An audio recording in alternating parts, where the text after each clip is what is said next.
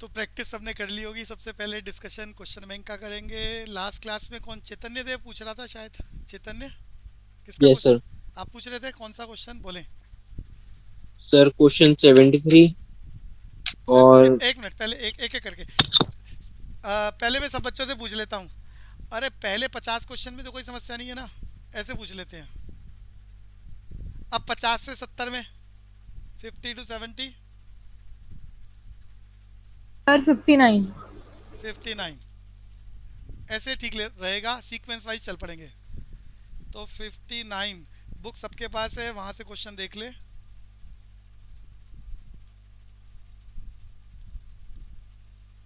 मैं स्क्रीन पर भी सामने 59 क्वेश्चन, 59 क्वेश्चन। अब इसका आंसर यश खंडेलवाल। यश, आपका नंबर है। डिमांड इज द या बी लग रहा है। Entire relationship between the quantity demanded and the price of goods other thing. Demand बिल्कुल ठीक है। प्राइस। अब अनुषा, इसमें दिक्कत क्या रही आपको? सर मुझे इसमें लग रहा है फर्स्ट ऑप्शन है। Desire of a commodity given its price and those of related commodity. बच those of related commodity. Related. Related गड़बड़ है ना बच्चे, यहाँ रिलेटेड गड़बड़ है। ओके सर, मतलब सर लेकिन जो बी पार्ट है वो तो लॉ ऑफ डिमांड का एक्चुअली डेफिनेशन। में देखो, चीजें ना एब्सोल्यूट ट्रुथ कभी नहीं होती हैं। जो आपने याद करा है वो एज इट इज नहीं होगा। यहाँ पर हमें नियरेस्ट बेस्ट आंसर ढूंढना होता है इन चारों में से। तो ये बेसिकली डिमांड का मतलब लॉ ऑफ डिमांड की बात करना चाह रहा है कि डिमांड का कॉमन नियम क्या है। बाजार में कुछ मांगने जाते हो तो आप सीधा बोलते हो वस्तु की कीमत बताओ, ये कीमत फैसला करेगा कि आप कितना मांगोगे। तो नॉर्मली डायरेक्ट फैक्टर प्राइस है। प्राइस और डिमांड के बीच में relation, other things being constant, as a layman यही बात मानी जाती है। तो यहाँ most suitable option B, Bombay, जिसमें प्राइस और डिमांड की बात हो रही है, अदर थिंग्स बीइंग कांस्टेंट। ये क्लियर हो गया अनुषा? Yes sir. तो मेरा फिर पूछ रहा हूँ, 50 to 70 के बीच में किसी भी सर बच्चे। 69। 69 पर चलते हैं। 61 भी। अच्छा, पहले 61 ले, सीक्वेंस वाइज चल रहे हैं जी। 61 से पहले कोई है तो पूछ सकता है, नहीं तो मैं 61 पर चल रहा हूँ। 61, ये रहा, इसी पेज पर ही चल रहा है सारा हमारे। यश, आंसर दो। Price of tomato increases and the people buy tomato puree. Tomato और या टमाटो, बी है सब्स्टिट्यूट। पहले तो ये बताओ टमाटो और टमाटो प्यूरी क्या है, मैं यही पूछना चाह रहा था। अरे अनुषा, सब्स्टिट्यूट गुड्स है या नहीं है? तो यही समझ आया ना सब्स्टिट्यूट कैसे है। अरे टमाटो, टमाटर पता है ना, सर। और टमाटर की प्यूरी बना दो। तो टमाटर ले लो या उसकी बाजार में बनी बनाई प्यूरी ले लो। तो टमाटर की जगह टमाटर प्यूरी, अरे प्यूरी का, अरे समझते हो टमाटर को यस जो सर। मैश करके जो आप उसका लिक्विड बनाते हो, तो बाजार से या तो टमाटर प्यूरी ले आओ या टमाटर ले आओ। टमाटर ले आओगे तो प्यूरी का काम खत्म, प्यूरी ले आओगे तो टमाटर का काम खत्म। सब्स्टिट्यूट गुड्स है। क्लियर है बच्चे? Yes sir. Okay. Okay, answer आ गया। अरे बात कई बार समझने में दिक्कत हो जाती है, तो वो समझ लो, पूछ लो। फिर मेरा क्वेश्चन है, अरे किसी बच्चे ने 60 to 70 में एक और बोला था, कौन सा बोला था? सर 69। 69 से पहले कोई बच्चा है तो पूछ लो। 69 से पहले, 69 पर चल रहे हैं जी। 69 क्वेश्चन, मेरा क्वेश्चन फिर अब की बार। चलो यश, आप ही बताओ। Example of good exhibit that, भाई क्या आसान क्वेश्चन है, क्यों दिक्कत आ रही है ये 69? अरे प्राइस, गिफिन गुड्स। अरे बोल रहा है प्राइस और डिमांड में डायरेक्ट रिलेशन। वैसे तो प्राइस और डिमांड में इनवर्स रिलेशन होता है, और ऐसी वस्तु को हम नॉर्मल गुड्स बोलते हैं। अरे यश, याद आ रहा है? नॉर्मल गुड्स, सस्ता होने पर ज़्यादा मांगना और वाइस वर्सा। भैया। लेकिन यहाँ प्राइस और डिमांड में डायरेक्ट रिलेशन केवल तभी होता है जब वस्तु कैसी होती है, गिवन गुड्स। प्राइस के कम होने पर लोग मांगना ही छोड़ देते हैं, because of inferior goods known as गिवन गुड्स। अरे बात याद आ रही है जिसने पूछा है? Yes sir. गिवन गुड्स का मीनिंग एक बार दोबारा याद करा दूं। गिवन goods are those inferior goods in which law of demand is not applicable. That means due to fall in the price of a commodity, quantity demanded also falls. 70 तक आपके डाउट खत्म हो गए हैं, तो 70 और से इसमें सब्स्टिट्यूट सब्स्टिट्यूट में भी तो डायरेक्ट रिलेशन होता है। बच्चे यहाँ शब्द समझो ना। सब्स्टिट्यूट गुड्स में एक का प्राइस और रिलेटेड गुड्स की डिमांड है, यहाँ उसी का प्राइस उसी की डिमांड है। अब चीजों को ध्यान से देखो क्वेश्चन में। क्लियर हो रहा है बच्चे? Yes sir. तो यहाँ प्राइस डिमांड का टॉपिक चल रहा है, क्रॉस डिमांड नहीं चल रहा। क्रॉस डिमांड आएगा फिर आप कॉम्प्लीमेंट्री और सब्स्टिट्यूट के बारे में सोचोगे। ये बड़े ध्यान से समझना है। कोई डाउट है तो दोबारा पूछ लो, आगे चलेंगे। 70 to 80 के बीच में कोई भी डाउट? 73। 73 पर चल रहे हैं जी, 73। और मेरा क्वेश्चन यश से है। Yash, in the book market supply of a goods will decrease. कह रहा है कि 3 घटनाएं बिल्कुल नीचे लिखी हुई है, एक गलत लिखी हुई है, तो वो बता दो बस। बोलो जी। 2 मिनट। पहले ध्यान से सुनना वो क्या कहना चाह रहा है। वो कहना चाह रहा है नीचे 4 लाइनों में से 3 एक जैसा खानदान, एक अलग है, बस वही ढूंढना है। एग्जैक्ट मत ढूंढने लग जाना। अनुषा को बात समझ में आ रही है? 3 बातें एक जैसी हैं, एक अलग है, ऑड मैन आउट ढूंढना है। एक्सेप्ट। Yes sir. जल्दी बोलो। बी पार्ट है इसका। अरे बी पार्ट क्यों है, ए सी डी क्यों नहीं है? अनुषा को आंसर बोलना है सिर्फ, क्योंकि अनुषा ने बी बोला है। कारण चाहिए, तुक्का नहीं चाहिए, खबरदार। क्योंकि वो इनडायरेक्ट फैक्टर्स हैं, जो बी है वो डायरेक्ट फैक्टर है प्राइस बिल्कुल का। बढ़िया है, बिल्कुल बढ़िया जवाब है। 73 का आंसर समझ लो बच्चों। ये जो ए पार्ट है, अदर फैक्टर्स, सी और डी, ये तीनों कॉमन है। अदर फैक्टर की वजह से सप्लाई इन्फ्लुएंस हो रहा है। और वो कह रहा है कौन सा इन जैसा नहीं है, एक्सेप्ट वो एक अनोखा, वो ढूंढो। वो एक ही दे रखा है, डायरेक्ट फैक्टर। कहने का मतलब है, यहाँ बात उल्टी करके लिख देता। अरे बात समझ में आ गई? 73 में आंसर क्यों है direct factor, odd man out. अरे कौन पूछ रहा था? Yes sir. चैतन्य आ गया? Yes sir. अप टू 80 तक कोई और डाउट किसी बच्चे का? पूरी क्लास 90 तक। 88 और 89। 88 पर चलते हैं जी। अरे मुझे ये बताओ, तुम्हें वो जो डायग्राम वाले क्वेश्चन है वो समझ में आ गए? 77 सबको क्लियर हो गया था? डायग्राम इक्विलिब्रियम प्राइस बना के करना था। यश भैया आ गया था समझ ना? गया था। आ गया था, ओके। हाँ 88, भैया, लेफ्ट वर्ड शिफ्ट हो रहा था सप्लाई। हाँ हाँ हाँ हाँ, ठीक है जी। 88 89 पर आ गए जी। और मेरा क्वेश्चन यश से है। 88 89, 88 में क्या भैया मेरा आंसर भी गलत आ रहा है। है? गलत आ रहा है? हाँ भैया।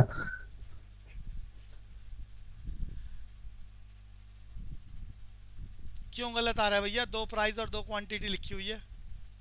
क्या आंसर आया, जल्दी बोलो। 1। है? आर्क मेथड से 1 आ रहा है। अच्छा, आप सारे बच्चे ध्यान से सुनो। जब भी क्वेश्चन साइलेंट हो आर्क मेथड लगाना। अगर आर्क मेथड का ऑप्शन ना हो तो सिर्फ परसेंटेज मेथड लगेगा, ये थोड़ा सा ध्यान रखना है। आर्क मेथड को हमें एग्जैक्ट आंसर नहीं मिल रहा तो हमें नियरेस्ट आंसर ढूंढना पड़ेगा ना। तो आर्क मेथड सबसे बाद में बना, सबसे बढ़िया बना। अब उसका आंसर ही नहीं लिखा हुआ तो दूसरे मेथड पर जाओगे ना, तो परसेंटेज मेथड से निकालो और जल्दी से बताओ। पूरी क्लास ये याद रखने, देखो ये प्रैक्टिस करने की बात है। जल्दी बोलो जी। 3 पार्ट।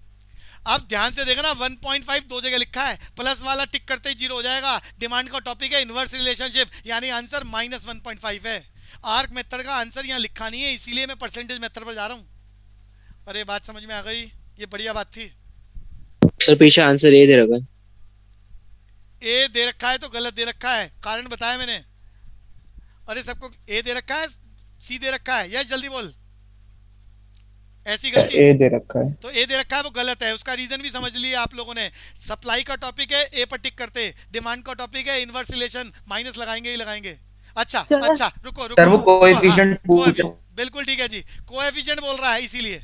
कोएफिशिएंट का मतलब इग्नोरिंग द साइन, बिल्कुल ठीक है। अरे शब्दों को बस फोकस करो।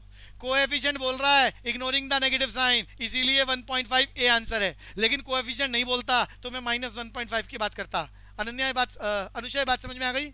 Yes sir. बिल्कुल बढ़िया। और परसेंटेज मेथड क्यों, रीजन बताया मैंने। आर्क मेथड का आंसर नॉट अवेलेबल। 89 पर आ जाओ। इसमें क्या दिक्कत आई? अरे पहले तो प्राइस 15 रुपए लिखो जल्दी से, और क्वांटिटी डिमांडेड। अरे 15 गुना 10 150 जमा 100, जल्दी बताओ क्वांटिटी कितनी आ रही है? 50 आ रही है, वो 50। -100 है। क्वांटिटी डिमांडेड कितनी आ गई? 50 आ रही है।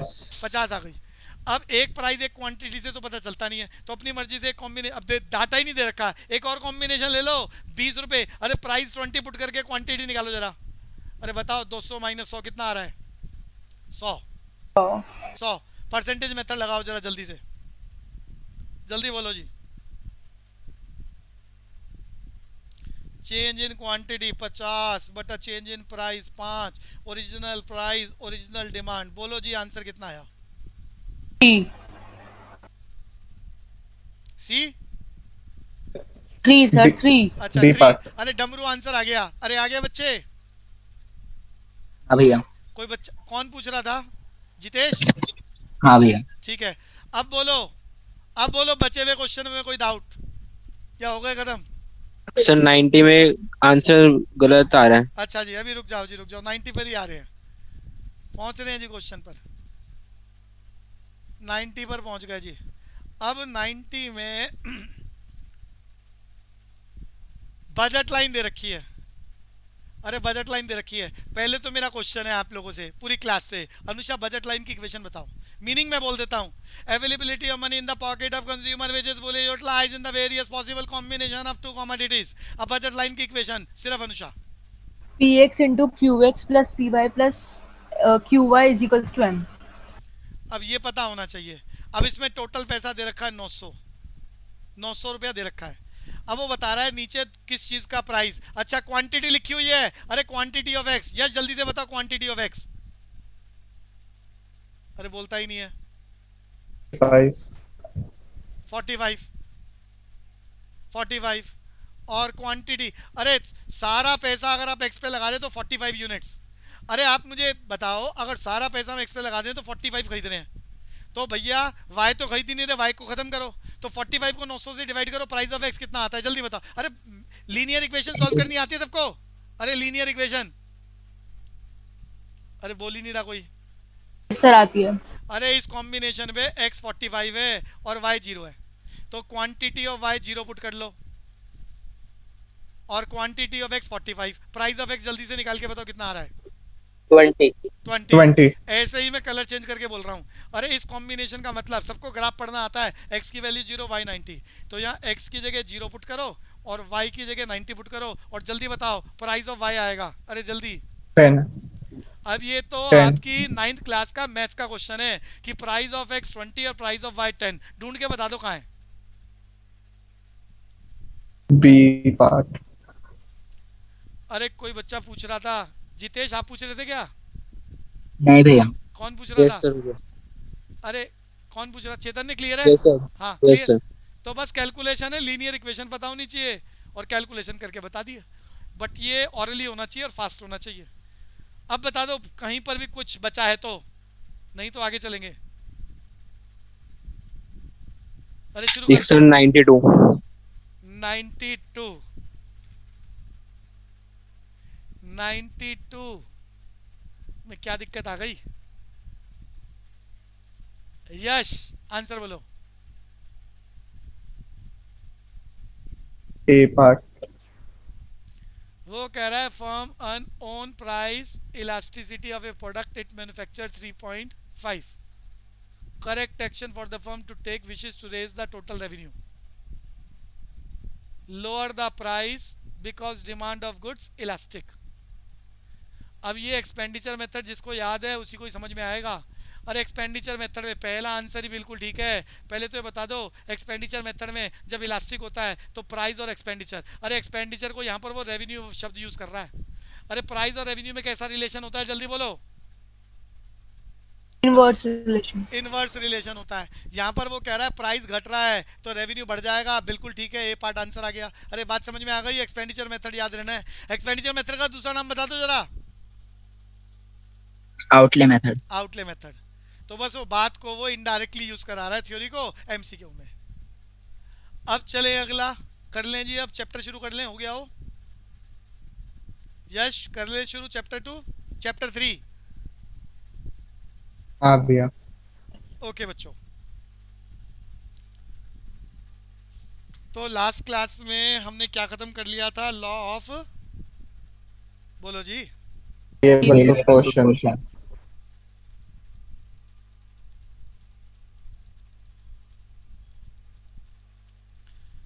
तो when you start the production there is a need of 4 factors, land, labour, capital, organisation. आपने इन चारों फैक्टर्स के बस फीचर इस अच्छे तरीके से तैयार करने हैं कि पेपर वाला ऑड मैन आउट कराएगा। 3 फीचर एक जैसे, एक अलग से लिखेगा, वो ढूंढना है, टिक करना है। दूसरा टाइप आपने इस चैप्टर में अभी तक सीखा है प्रोडक्शन फंक्शन को सबसे बढ़िया डिस्क्राइब जिस आदमी ने करा, मुझे उस आदमी का नाम बता दो, वो टिक कराएगा। Cobb Douglas. Cobb Douglas. फिर मैंने याद कराया relation between input and output is known as production function. इस बात को शॉर्ट पीरियड में बोलते हैं law of variable proportion. Law of variable proportion का दूसरा नाम बताओ जी। Returns to factor. और लॉन्ग पीरियड इस बात को पढ़ेंगे तो क्या बोलेंगे? Returns to scale. Returns to scale. और इसके बाद हमने याद करा आउटपुट को रिफ्लेक्ट करने के 3 नाम है, टीपी, एपी, एमपी। टीपी को टीपीपी भी बोला जा सकता है, average physical product and marginal physical product. एक नंबर के लिए मीनिंग और फार्मूला आपको याद होना चाहिए। जल्दी से एक बार रिवाइज कर ले। Total product means total unit of a commodity produced by the producer during the given period of time on the basis of variable input. अब ये याद कराया जाता है इसलिए नहीं कि एज इट इज लिखेगा, वो इस जैसा कुछ लिखेगा और आपको मोस्ट सुटेबल ढूंढना होगा और आप टिक कर पाओ। जरूरी है वेरिएबल इनपुट्स, जरूरी है गिवन पीरियड ऑफ टाइम से मिलने वाला जो भी प्रोडक्शन है, जिसे यूनिट्स जो लगा रहे हैं वो भी यूनिट्स में, जो मिल रहा है वो भी यूनिट्स में। यहाँ रुपीस में कोई चर्चा नहीं हो रही। अब बात करते हैं average product per unit level of production. In other words formula याद कर लो, टोटल प्रोडक्ट या total physical product divided by unit of variable input. Variable input, खबरदार टोटल फैक्टर मत लिख देना, फिक्स फैक्टर मत लिख देना। और मार्जिनल प्रोडक्ट याद कर लिया, दो फार्मूले, delta TP divided by delta unit of variable input या TPN minus TPN minus 1। Meaning याद कर लिया, addition in total product due to additional unit of variable input. Anusha ये बात क्लियर हो गई? सर इस बात को लेकर चर्चा कैसे कराएगा? वो अरे 2 टीपी दे देगा, अरे टेबल बना के, और 2 यूनिट्स दे देगा वेरिएबल फैक्टर्स के, और फिर कह देगा कि इसका एपी बता दो कौन सा है। नीचे 4 में से एक ऑप्शन ठीक होगा या एमपी कह देगा और टिक करना होगा, तो फार्मूले का काम खत्म हो जाएगा। यश बात समझ में आ गई थी? क्वेश्चन कैसे आ सकता है? अभी यहाँ मैंने एपी और एमपी, ये बहुत इंपॉर्टेंट है बच्चों। अरे पेपर वाला, या मैंने 3 बातें याद कराई, इन 3 में से, अरे 3 बातें ये और एक नन ऑफ दीज, 4 में से वो एक गलत लिखेगा और वो कहेगा गलत बता दो कौन सी है, तो वो पता होना चाहिए। या 3 गलत लिखेगा, एक ठीक लिखेगा और कहेगा कौन सा रिलेशन एपी और एमपी का यूनिवर्सल ट्रुथ है। तो मैंने 3 बातें क्या बताई थी डायग्राम बनाकर।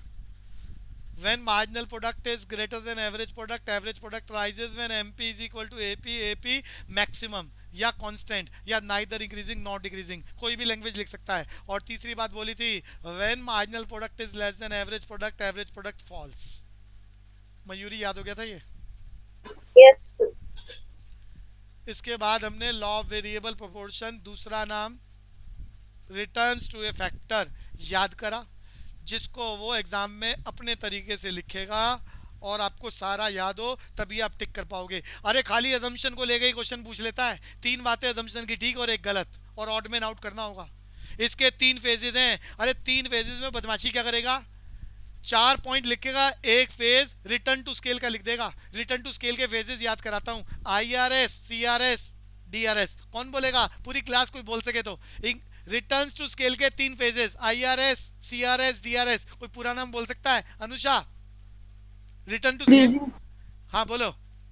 Decreasing return to scale, constant return to scale, decreasing return to scale. तो मेरा कहने का मतलब है वो लॉ ऑफ वेरिएबल प्रोपोर्शन में 4 बातों में एक बात दूसरी वाली लिख देगा, कहेगा गलत कौन सी है, या 3 दूसरी वाली और एक ये वाली लिख देगा, कहेगा सही कौन सी है। भैया रिटर्न्स टू ए फैक्टर या लॉ ऑफ वेरिएबल प्रोपोर्शन, तीनों फेज याद करे थे, सिर्फ नाम चाहिए मुझे। मयूरी दोबारा बोलो तीनों के नाम, फेजेस, आउटपुट।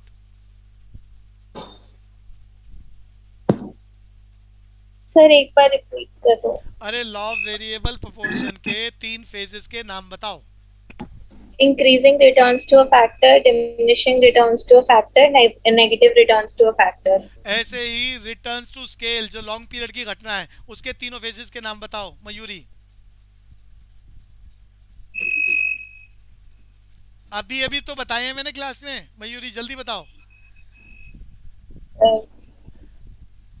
इंक्रीजिंग, अरे स्केल लगेगा, increasing returns to scale IRS, constant return to scale, constant return to scale को क्या बोल रहा हूं? CRS। और आखिरी है डिमिनिशिंग, सीक्वेंस याद रखना, diminishing returns to scale DRS।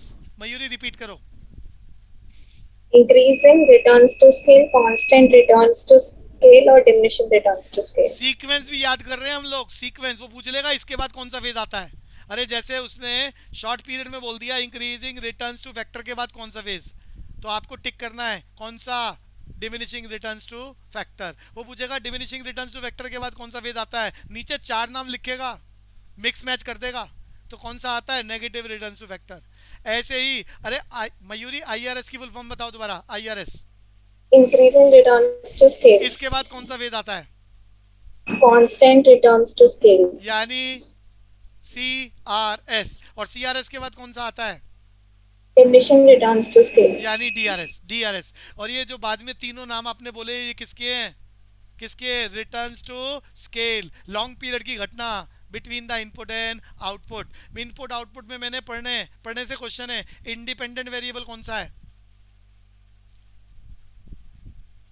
पढ़ने इनपुट और आउटपुट दो में से इंडिपेंडेंट वेरिएबल है जी, Input, input, इनपुट, और डिपेंडेंट वेरिएबल आउटपुट। out.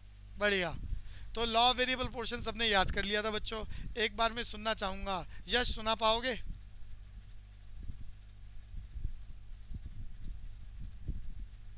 यश, इसके साथ इट इज एप्लीकेबल इन, या फेसेस के साथ. हाँ आप बोलना शुरू करो। It is applicable in short period.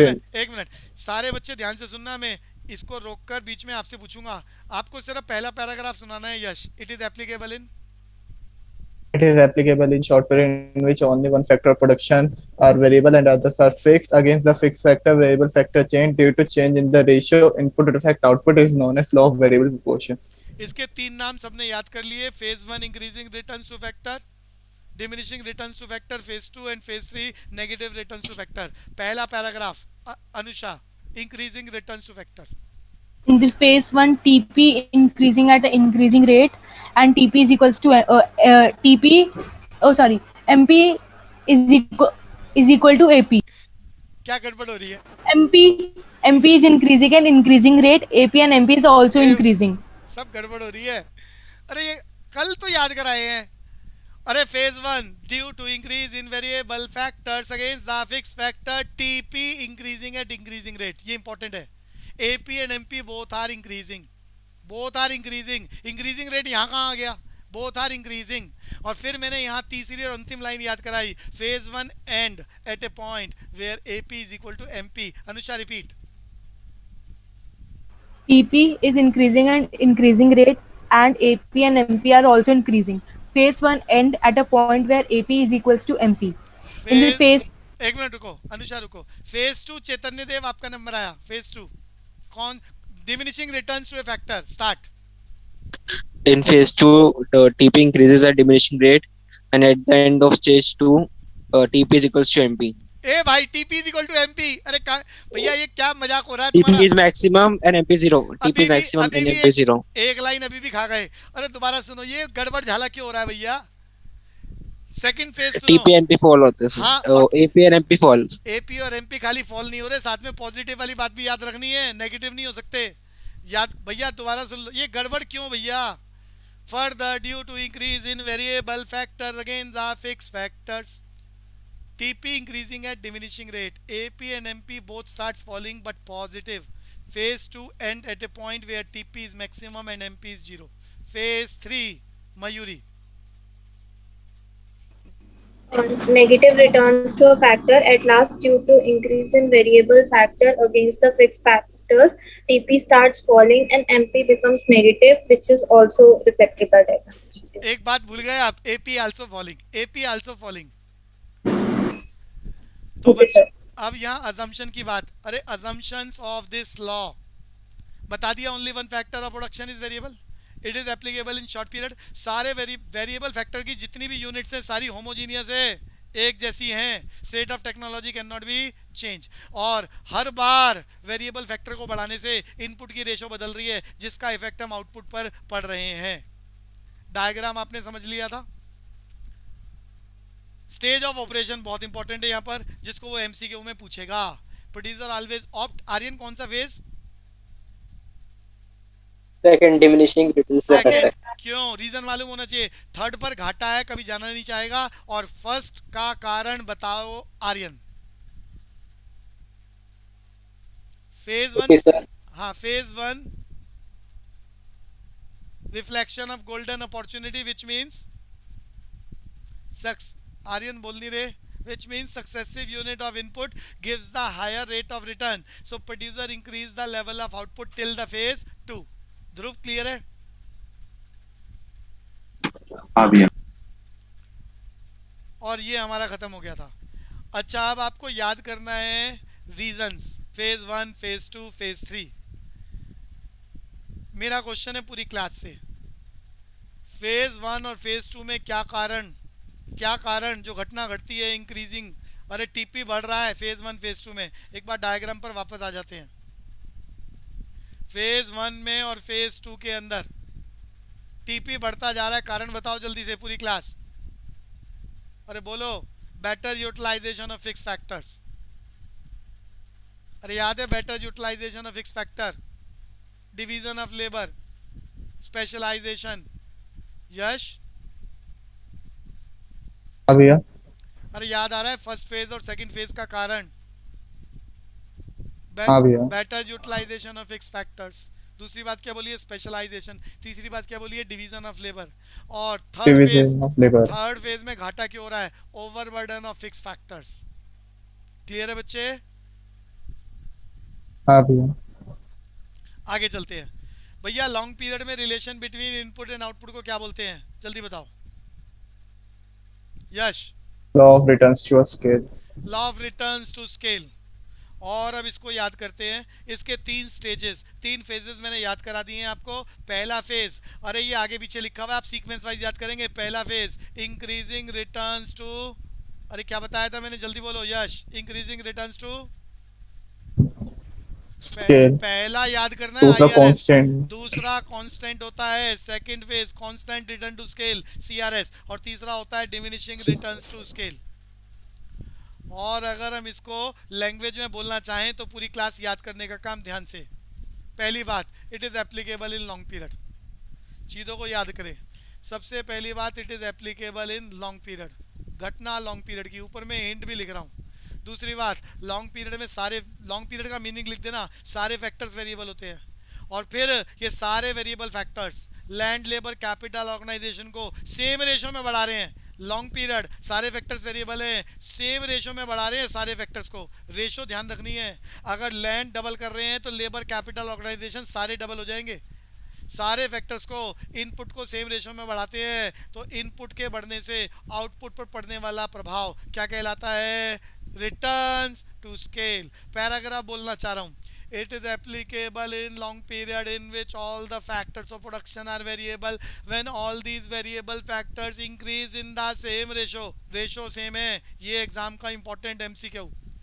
Impact on output is known as law of returns to scale, classified in following 3 phases: IRS, CRS, DRS। जोर से बोलो अनुषा।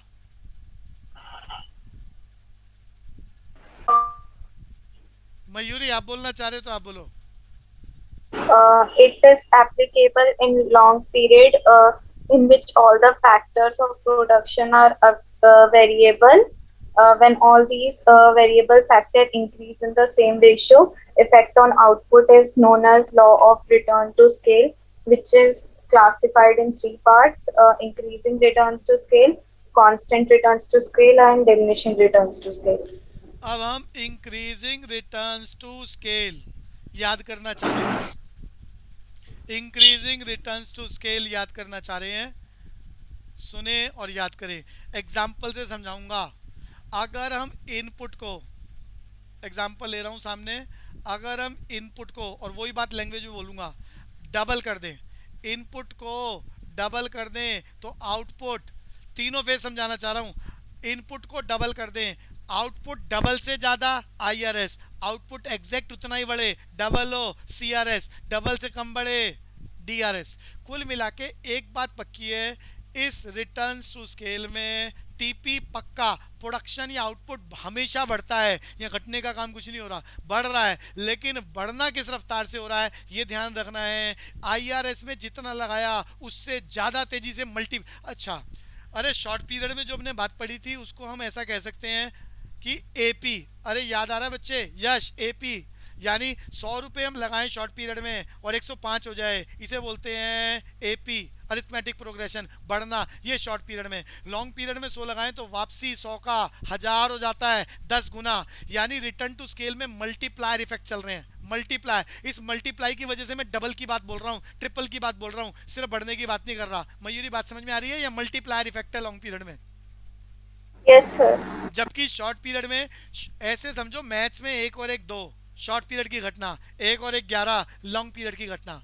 तो यहाँ मल्टीप्लायर इफेक्ट है, यहाँ तीनों फेजेस में टीपी बढ़ रहा है, बट बढ़ने में फर्क है। एक में जितना डबल करा इनपुट को तो डबल से ज्यादा हो गया आईआरएस, सीआरएस में इनपुट डबल करे आउटपुट एग्जैक्टली डबल है, और डीआरएस में इनपुट डबल करा तो आउटपुट डबल से कम है, लेकिन बढ़ तीनों में रहा है। ये बात समझ में आ गई है यश खंडेलवाल? हाँ भैया। तो बस इसकी लैंग्वेज याद करते हैं, आइडिया आपको मिल गया। यहाँ मल्टीप्लायर इफेक्ट चल रहा है, ज्योमेट्रिक प्रोग्रेशन, जीपी की बात समझ लो। एग्जांपल लिया, मुहावरा करा लिया मैंने, 1 और 1 11 लॉन्ग पीरियड में, 1 और 1 2 की बात नहीं कर रहे यहाँ। तो इंक्रीजिंग रिटर्न्स टू स्केल का paragraph, in the initial stage when all these variable factors increase in the same ratio, increase in output is more than the increase in input. For example, if input is double, output is more than double. ये बात समझ में आई यश को? मैंने क्या बोला? भाई repeat कर दोगे? हाँ ध्यान से सुनो, अरे एक पैराग्राफ याद कर लो, बाकी तो गिफ्ट में मिलेंगे। इंक्रीजिंग रिटर्न्स टू स्केल के बारे में बोल रहा हूं, when all the variable factors increase in the same ratio.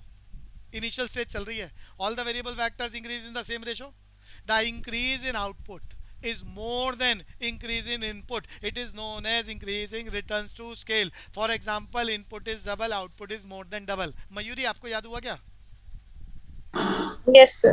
सुनाना जरा, बाकी सारे याद करो। Sir, एक बार और repeat कर दो. बोलता हूँ जी, सारे सुनेंगे। Increasing returns to scale in the initial stage when all the variable factors increase in the same ratio, comma, increase in output is more than increase in input, known as increasing returns to scale. Example लेना उसके आगे, for example, input is double, output is more than double. अब कौन बोल सकता है? मयूरी बोल पाओगे क्या?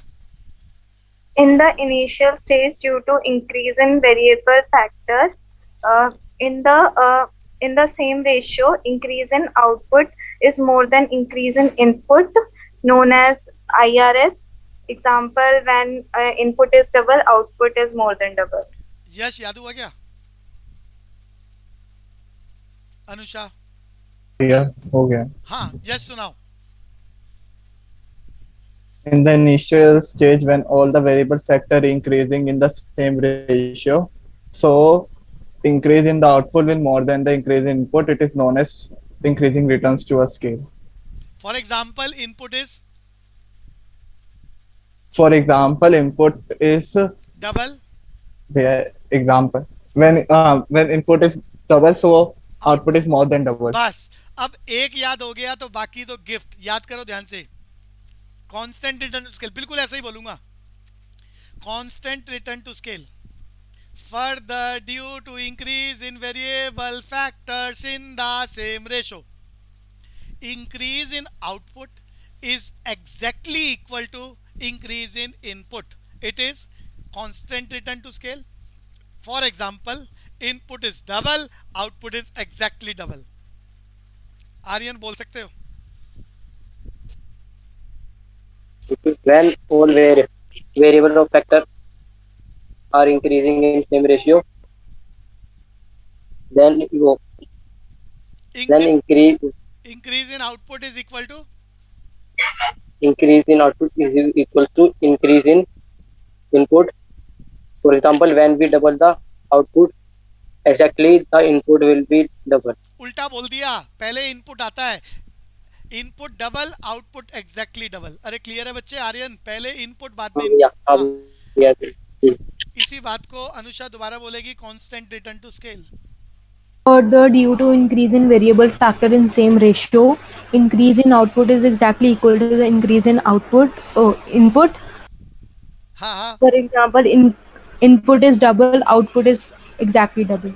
आखिरी बात बिल्कुल ऐसे ही चल रहा है. Decreasing return to scale at last due to increase in variable factors in the same ratio. Increase in output is less than increase in input. It is known as diminishing returns to scale. For example, input is double, output is less than double. Preeti Bhardwaj, repeat. Preeti. Sir उसके mic में कोई problem है, उसने अच्छा बताया था. अच्छा, ठीक है, कोई बात नहीं. कौन बोलेगा? जितेश, आप बोलो.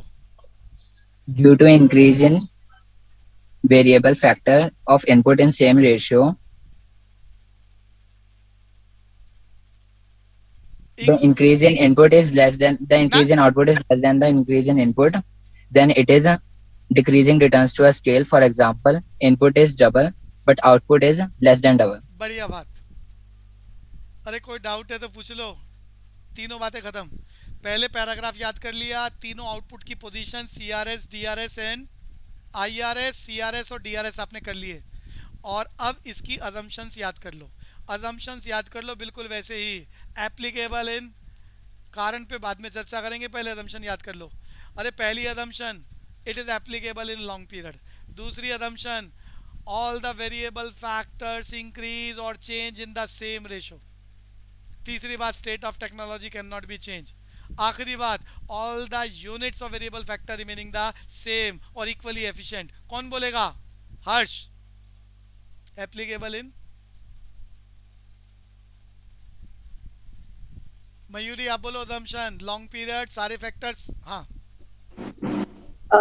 It is applicable in long period. All the factors of production are variable. और State of technology remains constant. all the units all the variable factor increase in same ratio. एक बात रह गई, सारे यूनिट्स वेरिएबल फैक्टर के equal efficient वाले हैं, equal efficient वाले. और आगे चलेंगे बच्चों. यहाँ पर अब हमारा अच्छा इस अरे रिटर्न टू स्केल में कंक्लूजन की बात कभी नहीं आती कि प्रोड्यूसर अपने आप को कौन से फेज में रखना चाहेगा. Long period can not B control by you, individual unit और इंडिविजुअल फर्म.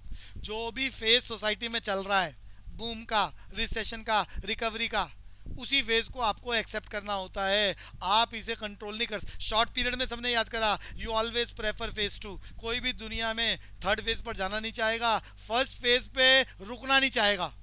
रुकेगा नहीं, फर्स्ट फेज से जल्दी से कहां पहुंच जाएगा यश? फेज 2 में. अरे याद आ रहा है यश? हाँ भैया. लेकिन लॉन्ग पीरियड में जो भी फेज सोसाइटी में चल रहा है उसको वो फर्म एक्सेप्ट करेगी. सिर्फ सरकार पॉलिसी, अगर ऐसी पॉलिसी बनाकर उस फेज का टेन्योर कम या ज़्यादा कर सकती है. अगर कंट्री के फेवर में है तो टेन्योर पॉलिसी बना के बढ़ा दिया जाता है, और अगेंस्ट में है तो पॉलिसी को बनाकर उसको घटा दिया जाता है. बात समझ में आ रही है यश?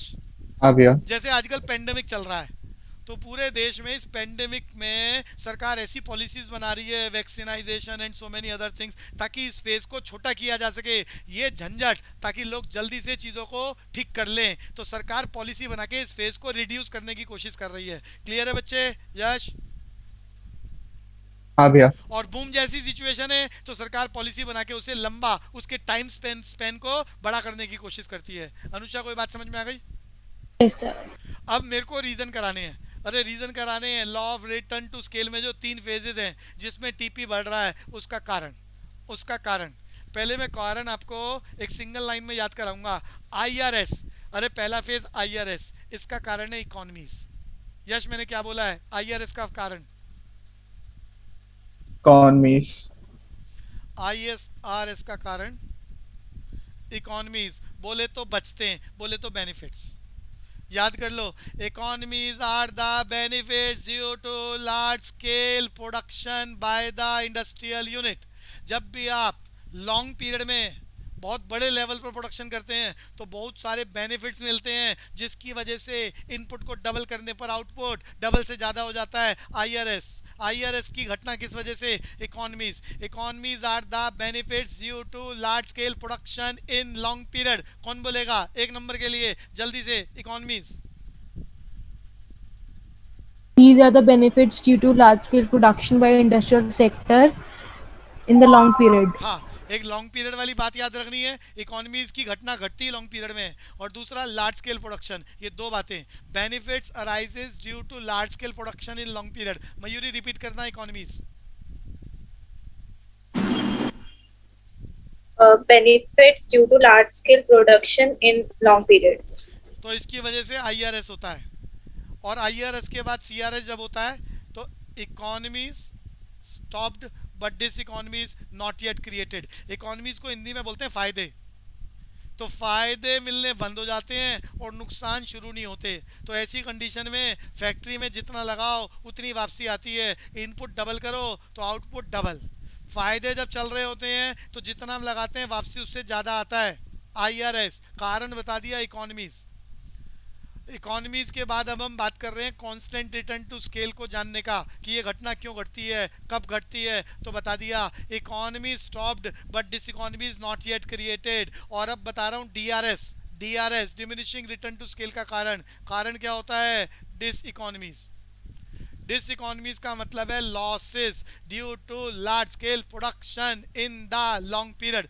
जब आप लॉन्ग पीरियड में बहुत बड़े लेवल पर, अरे जितने भी गवर्नमेंट स्कूल्स हैं इन 30-40 सालों में स्कूलों की संख्या इतनी ज़्यादा हो गई, मिनिस्ट्री बना रखी है एजुकेशन मिनिस्ट्री, तो वो एफिशिएंटली उसको कंट्रोल नहीं कर पा रही। तो पता चलता है सरकारी स्कूलों में टीचर हैं नहीं है, पढ़ाई हो रही है नहीं है, तो भैया लोगों ने प्राइवेट स्कूल में बच्चों को भेजना शुरू कर दिया। क्यों? क्योंकि वहाँ पढ़ाई का कोई सिस्टम ही नहीं है, सारा सिस्टम ही खत्म हो गया। तो इसमें क्या हो रहा है? नुकसान हो रहा है।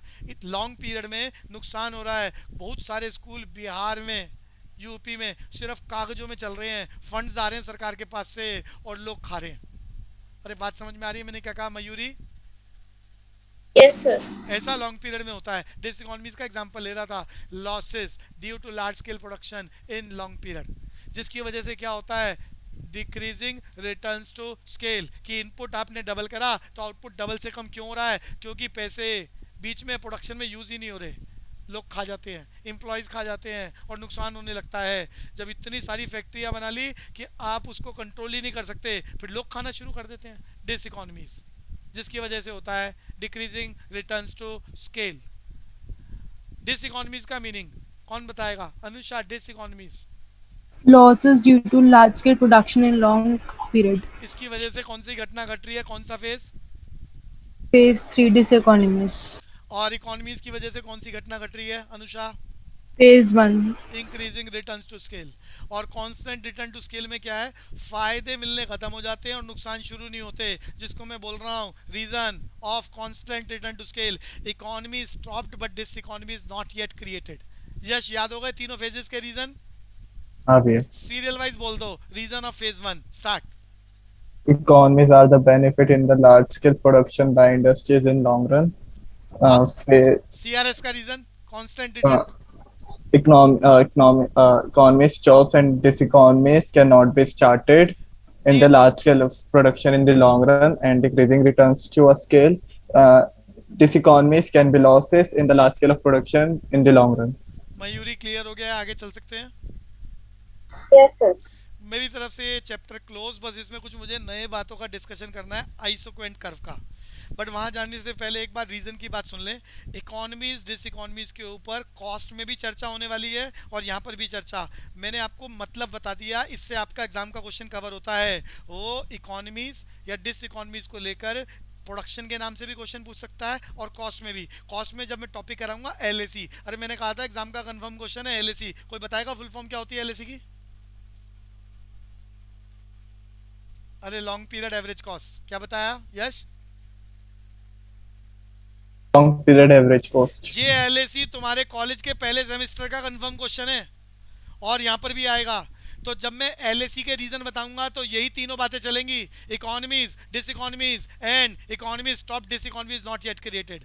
एलएसी के रीजन पे भी यही बातें चलेंगी और यहाँ रिटर्न टू स्केल के रीजन में भी, जिसको लेकर एग्जामिनर क्वेश्चन कैरी करता है हर बार, क्योंकि दोनों में प्रोडक्शन कॉस्ट दोनों में कॉमन है बात।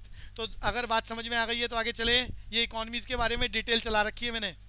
अब इकोनॉमीज के बारे में समझना चाहें तो इकोनॉमीज दो अरे अभी भी बताया, benefits due to large scale production in long period, economies classified in two part, internal and external. आपकी नॉलेज के लिए बता रहा हूँ, हमारी मैनेजमेंट, हमारी फैक्ट्री में इंटरनल मैनेजमेंट की वजह से हमें बहुत सारे फायदे मिलते हैं, इसे इंटरनल इकोनॉमीज बोलते हैं। हमारी सोसाइटी की वजह से हमें बहुत बहुत बड़े लेवल पर प्रोडक्शन करने से फायदे मिलते हैं, उसे एक्सटर्नल इकोनॉमीज। बात समझ में आ रही है यश? हाँ भैया। हमारी management with in the managerial structure, हम जिसे कंट्रोल कर सकते हैं, हमारी वजह से जब हम बड़े लेवल पर प्रोडक्शन कर रहे हैं, फायदे इंटरनल इकोनॉमीज। जब हम बड़े लेवल पर फैक्ट्री में प्रोडक्शन करते हैं तो बहुत सारे बेनिफिट्स हमें सोसाइटी से मिलते हैं, उसे क्या बोल रहे हैं? जल्दी जल्दी बोलो जी। External economies. इंटरनल इकोनॉमीज के कुछ एग्जांपल बता देता हूँ। जब आप फैक्ट्री में बहुत बड़े लेवल पर प्रोडक्शन करते हो तो टेक्नोलॉजिकल एडवांसमेंट, लेबर, अरे ये इकोनॉमीज बोले तो benefits, inventory benefits, marketing benefits, managerial benefits, transportation benefits. कोई भी 2-3 बातें याद कर लो। ऐसे समझो, एक बोरी आप रिक्शे में लेके आ रहे हो, 4 बोरी रिक्शे में लेके आ रहे हो, रिक्शे का किराया उतना ही है। और ऐसे समझो रिक्शे का किराया बढ़ भी गया तो 4 बोरी लाने से रिक्शे का किराया 4 गुना नहीं होता। आपने प्रोडक्शन 4 गुना कर ली लेकिन किराया 10-20% ही बढ़ता है। तो ट्रांसपोर्टेशन बेनिफिट्स, जितना ज़्यादा क्वांटिटी आप कैरी करोगे उतना ट्रांसपोर्टेशन कॉस्ट पर यूनिट कम होती है, यानी कॉस्ट कम होती है। और जितनी कॉस्ट कम होगी उतना प्रॉफिट बढ़ेगा, उतना आउटपुट आप ज़्यादा बेटर करोगे। आज इनको बात समझ में आ रही है? Transportation benefits. हाँ भैया। ऐसे ही मैनेजरियल बेनिफिट्स। देखो आपका बिजनेस छोटा है, आप अकेले मालिक हो, सोल प्रोप्राइटर, तो भैया आपके पास हर चीज़ की परफेक्ट नॉलेज नहीं है। परचेज में, सेल्स में, मार्केटिंग में कहीं ना कहीं आपका डाटा, आपकी नॉलेज कम होगी और वहाँ पर आपकी दुकान को नुकसान होगा। लेकिन बड़े लेवल पे प्रोडक्शन करोगे तो आप मालिक हो, इतना बड़ा प्रोडक्शन है, सब चीज़ों को देख नहीं सकते। आप यहाँ स्पेशलाइजेशन को फॉलो करोगे। परचेज मैनेजर अलग, सेल्स मैनेजर, भैया जिसको परचेज की ज़्यादा नॉलेज है उनको आप purchase manager, sales manager, marketing manager, media manager, सब अलग अलग प्रोफेशनल लोगों को हायर करोगे जिससे आपको उनका बेनिफिट मिलेगा और आपकी प्रोडक्शन बढ़ेगी, कॉस्ट घटेगी। इसका फ़ायदा सिर्फ बड़े लेवल पर हो सकता है, छोटे लेवल पर परचेज मैनेजर, सेल्स मैनेजर नहीं रखे जा सकते। समझ में आता है? अरे मैनेजरियल बेनिफिट समझ में आ रहा है आर्यन? हाँ भैया। मार्केटिंग बेनिफिट्स, यही बात मैंने मार्केटिंग में बताई। 10,000 यूनिट बेचने हैं तो दुनिया भर की एडवर्टाइजमेंट पॉलिसीज लॉन्च की जा सकती है। 10 पीस बेचने हैं तो आप उसमें कोई भी खर्चा करेंगे आपके खर्चे बढ़ेंगे और सोसाइटी में जानकारी, भैया खर्चा ज़्यादा होगा और सेल उतनी बढ़ ही नहीं पाएगी। अरे बात समझ में आ रही है आर्यन? हाँ भैया। इन्वेंट्री इकोनॉमीज, बड़े लेवल पर एक एक ट्रक गुड्स खरीदो, बहुत सस्ते दामों पर आएगा। स्टॉक को मेंटेन करो। अरे स्टॉक को मेंटेन करने से एक और फायदा होता है, जो रेटों का फ्लक्चुएशन है उसका भी बेनिफिट आ जाता है। अरे ये समझ में आ रहा है? रेटों का बेनिफिट, आपने एक ट्रक खरीद लिया, अरे रोज फ्लक्चुएशन हो रही है। फ्लक्चुएशन का मतलब ज़्यादातर दाम बढ़ते हैं, घटते वक्त कोई घटाता नहीं है नॉर्मली, तो उसका बेनिफिट्स भी आएगा। एक बारी में आपने खरीद लिया तो बीच की सारी फ्लक्चुएशन आपकी पॉकेट में, in the name of profit. Inventory economies, मैंने कुछ बातें बताई थी, लीफो, फीफो, हीफो, आप इस तरह से फॉलो करते हो जिससे आपका बेनिफिट हो। यश? हाँ भैया। टेक्निकल बेनिफिट्स, छोटे लेवल पर आपको पुरानी टेक्नोलॉजी यूज़ करनी पड़ती है क्योंकि नई एडवांस टेक्नोलॉजी के लिए पैसा बहुत ज़्यादा लगता है। अब हर 6 महीने साल में टेक्नोलॉजी बदल नहीं सकते, लेकिन बड़े लेवल के प्रोडक्शन करने पर आप एडवांस टेक्नोलॉजी फॉलो करते हो, प्रोडक्शन बहुत ज़्यादा करते हो और कॉस्ट के बेनिफिट्स आते हैं। ये बात समझ में आ रही है बच्चों?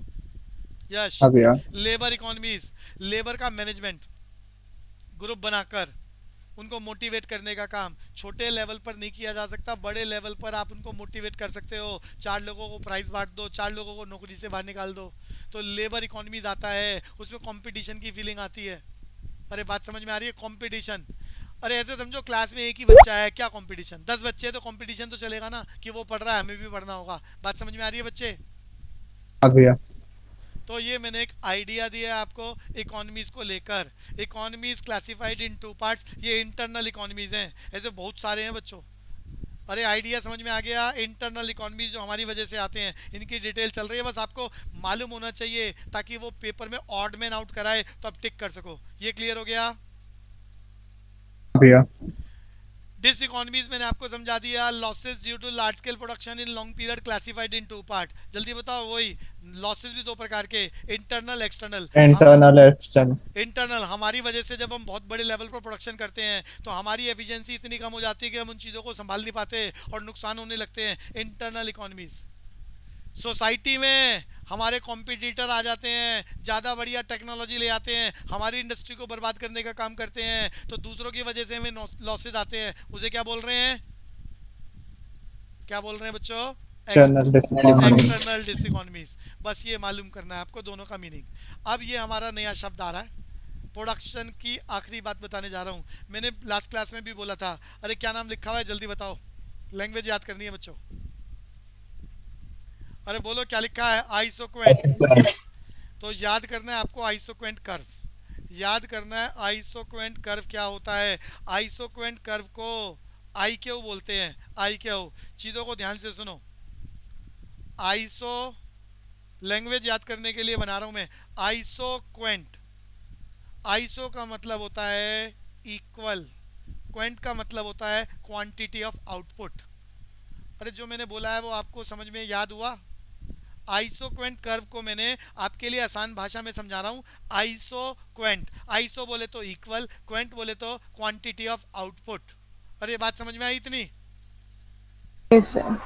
अब देखो सामने, सामने डायग्राम में देखो, इकोनॉमिस्ट कहता है इस दुनिया के चारों फैक्टर्स को दो भागों में बांटा जा रहा है। एक को बोल रहे हैं लेबर, लेबर, लेबर के अलावा, अरे लिविंग करेक्टर एक ही है फैक्टर्स ऑफ प्रोडक्शन में, लेबर। बाकी तीन चीज़ें, कैपिटल, ऑर्गेनाइजेशन एंड लैंड, ये तीनों पैसे से आते हैं। कॉलेज में इसे, इन तीनों को के बोला जाता है, के बोला जाता है। तो फैक्ट्री में प्रोडक्शन करने के लिए दो फैक्टर्स की जरूरत है, के एंड एल। अरे यह समझ में आ रहा है, के एंड एल। एल बोले तो लिविंग करेक्टर लेबर, और के बोले तो वेल्थ। जिसके पास जितनी वेल्थ होगी उतना ज़्यादा capital, risk taking power organisation, और उतनी ज़्यादा लैंड होगी। ये बात समझ में आती है सबको? जल्दी बोलो। हाँ भैया तो बच्चों यहाँ पर एक फैक्टर, एक, अरे एक्स एक्सिस पर एक फैक्टर लगा लो, फॉर एग्जांपल, अरे कोई भी एक फैक्टर कैपिटल, और दूसरी तरफ दूसरा फैक्टर लगा लो लेबर। तो यहाँ पर मैंने प्रोडक्शन के दो फैक्टर्स, चार कोई दो में बदल लिया, गायब नहीं हुए हैं, कम ज़्यादा नहीं हुए हैं, फैक्टर उतने ही हैं। अकॉर्डिंग टू इकोनॉमिस्ट, एक लिविंग फैक्टर और दूसरा non living factor. Living factor को लेबर बोला जा रहा है, नॉन लिविंग को कैपिटल। तो यहाँ पर मैंने दोनों तरफ फैक्टर्स ऑफ प्रोडक्शन लगा दिए। और यहाँ पर कोई भी एक एग्जांपल ले लो, आपने ये लेबर और कैपिटल का इतना कॉम्बिनेशन लगा दिया, ये कॉम्बिनेशन ए। यस नजर आ रहा है सामने कॉम्बिनेशन ए? हाँ भैया इससे आउटपुट हो गया 100, आउटपुट तैयार हुआ। अरे इतना लेबर और इतना कैपिटल लगाने से 100 यूनिट बना। मैं लैंग्वेज बोल रहा हूँ, यहाँ पर आप लेबर और कैपिटल के इतने सारे कॉम्बिनेशन बना रहे हैं, कोई भी कॉम्बिनेशन सेलेक्ट करो, output remaining the same, known as isoquant curve. Language याद करो जरा जल्दी से, the various possible combination of two factors of production which leads to same level of output is known as isoquant curve. Anucha repeat. Combination of two commodities a which भगवान, अरे मैं factor of production बोल रहा हूँ, आप commodity बोल रहे हो। अगली क्लास